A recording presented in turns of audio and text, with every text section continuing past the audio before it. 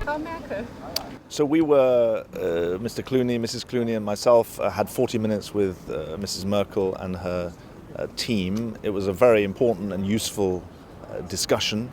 Mrs. Merkel emphasized the remarkable work that's being done by volunteers all across Germany, not just by government or politicians, and we also talked about the responsibilities of all states, not just European states, but states around the world, to deal with what is a global problem, not just a Syrian problem or a German issue. Okay.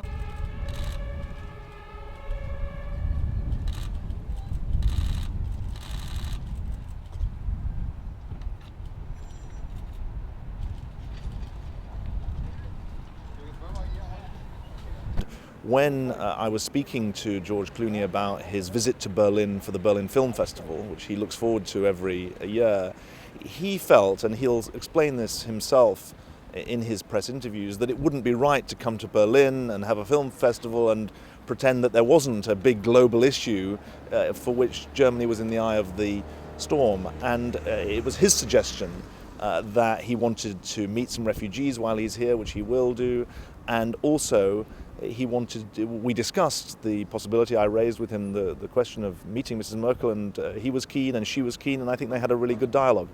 Did he?